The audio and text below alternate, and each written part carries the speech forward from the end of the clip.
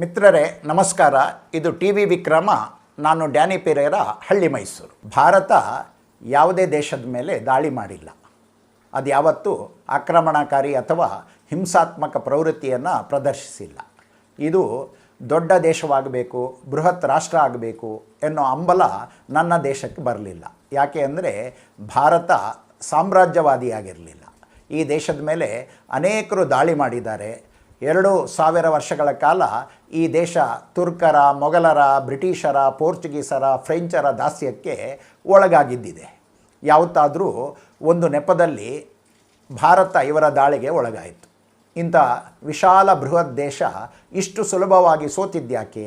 ಭಾರತೀಯರಿಗೆ ಹೊಡೆದಾಟ, ಯುದ್ಧ ಇದರಲ್ಲಿ ಆಸಕ್ತಿ ಇರಲಿಲ್ಲ. ಹಾಗಾಗಿ ತುರ್ಕರ, ಮೊಘಲರ ಸಣ್ಣ ತುಕಡಿಗಳು ಭಾರತವನ್ನು ಸೋಲಿಸಿದ್ವು. ನಿಜವಾದ ಅರ್ಥದಲ್ಲಿ ಇದು ಇತಿಹಾಸನೇ ಅಲ್ಲ. ಭಾರತ ಯಾರೊಂದಿಗೂ ಸೋಲಿಸಲ್ಪಟ್ಟಿಲ್ಲ. ತನ್ನ ಮೇಲೆ ದಾಳಿ ಮಾಡಲು ಭಾರತ ಎಲ್ಲರಿಗೂ ಅವಕಾಶ ನೀಡಿತು, ಎಲ್ಲರನ್ನ ಸ್ವಾಗತಿಸಿತು. ಭಾರತ ಸುಖವಾಗಿತ್ತು. ಇಲ್ಲಿ ಆಹಾರ ಸಮೃದ್ಧವಾಗಿತ್ತು, ಜಾಗ ವಿಶಾಲವಾಗಿತ್ತು. ಈ ಸಂಪತ್ತನ್ನು ಇನ್ನಷ್ಟು ಜನ ಅನುಭವಿಸಿದರೆ ತಪ್ಪೇನು ಅಂತ ಭಾರತ ಭಾವಿಸಿತು. ಒಡೆದಾಟ, ಯುದ್ಧದಲ್ಲಿ ಆಸಕ್ತಿ ಇಲ್ಲವೆಂಬ ಒಂದೇ ಒಂದು ಕಾರಣಕ್ಕೋಸ್ಕರ ಇಲ್ಲಿನ ಶಾಂತಿಪ್ರಿಯ ಜನರು ವರ್ಷಗಳ ಕಾಲ ಗುಲಾಮರಾಗ್ಬಿಟ್ರು. ಭಾರತ ಯಾವುದೇ ದೇಶದ ಮೇಲೆ ದಾಳಿ ನಡೆಸಲಿಲ್ಲ. ಜಗತ್ತಿನ ವಿವಿಧ ರಾಷ್ಟ್ರಗಳು ಭಾರತದ ಮೇಲೆ ದಾಳಿ ನಡೆಸಿದ್ವು. ಕಾರಣ ಭಾರತದ ಮೇಲೆ ಆಕ್ರಮಣ ಮಾಡೋದು ಅಷ್ಟು ಸುಲಭ ಆಗಿತ್ತು. ಇದರ ಅರ್ಥ ಭಾರತದಲ್ಲಿ ಪರಾಕ್ರಮಿಗಳಾಗಲಿ, ಶೂರರಾಗಲಿ ಇಲ್ಲ ಅಂತಲ್ಲ. ಆದರೆ ಬೇರೆ ಬೇರೆ ದೇಶಗಳ ಮೇಲೆ ದಾಳಿ ನಡೆಸುವ ಯೋಚನೆಯೇ ಭಾರತೀಯರಿಗೆ ಅಸಹ್ಯ ಹುಟ್ಟಿಸೋ ವಿಷಯ ಆಗಿತ್ತು. ಇದು ದಾರ್ಶನಿಕ ಓಶೋ ಹೇಳೋ ಮಾತು. ಮಿತ್ರರೇ, ಮಹಾಭಾರತ ಜಗತ್ತಿನ ಮಹಾನ್ ಕಾವ್ಯ.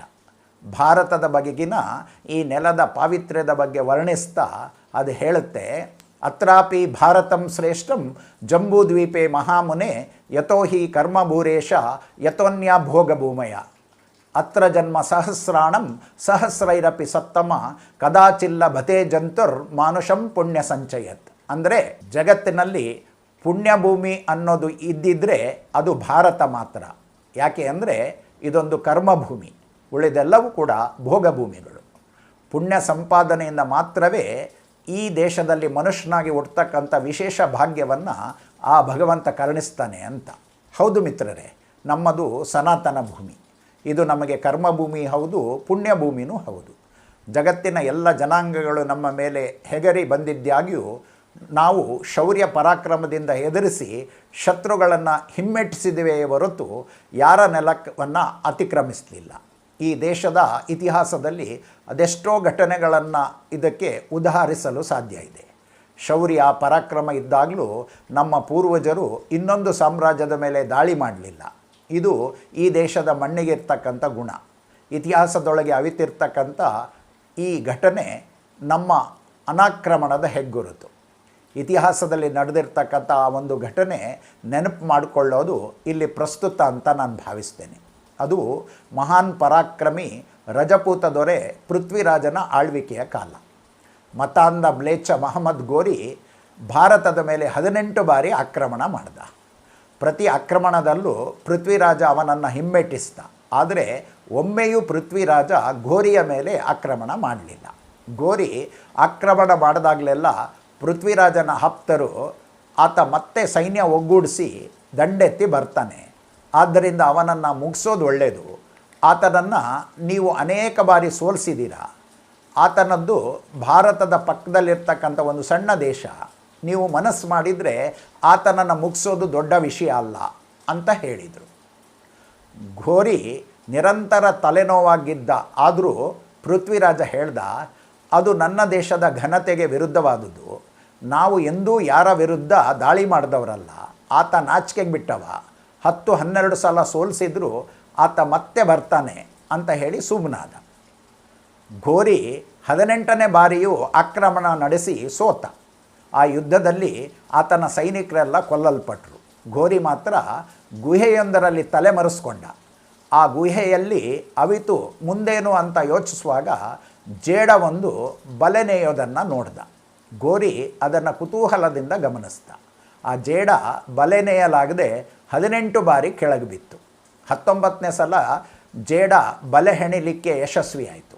ಇದರಿಂದ ಉತ್ತೇಜಿತಗೊಂಡ ಗೋರಿ ನಾನು ಕೂಡ 18 ಬಾರಿ ಸೋತಿದ್ದೇನೆ, 19ನೇ ಬಾರಿ ಯಾಕೆ ಪ್ರಯತ್ನಿಸಬಾರ್ದು, ಜೇಡ ಒಂದು 18ನೇ ಬಾರಿ ಸೋತು 19ನೇ ಬಾರಿ ಗೆಲ್ಲುತ್ತದೆ ಅನ್ನೋದಾದರೆ ನನಗೆ ಯಾಕೆ ಸಾಧ್ಯ ಇಲ್ಲ ಅಂಥವನೇ ಮೇಲೆದ್ದು ಬಂದು ಸೈನ್ಯವನ್ನು ಪುನರ್ ಸಂಘಟಿಸಿ ಪೃಥ್ವಿಯ ವಿರುದ್ಧ 19ನೇ ಬಾರಿ ದಾಳಿ ನಡೆಸಿ ಯಶಸ್ವಿಯಾದ.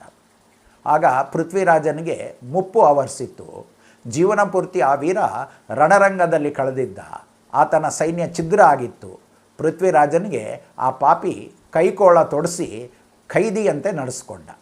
ಪೃಥ್ವಿರಾಜ ಘೋರಿಯ ವಿರುದ್ಧ ನಡೆದ ಯುದ್ಧಗಳಲ್ಲಿ ಭಾರತೀಯ ಯುದ್ಧ ನೀತಿಯಂತೆ ಜೀವನ ಪೂರ್ತಿ ನಡೆದುಕೊಂಡಿದ್ದ.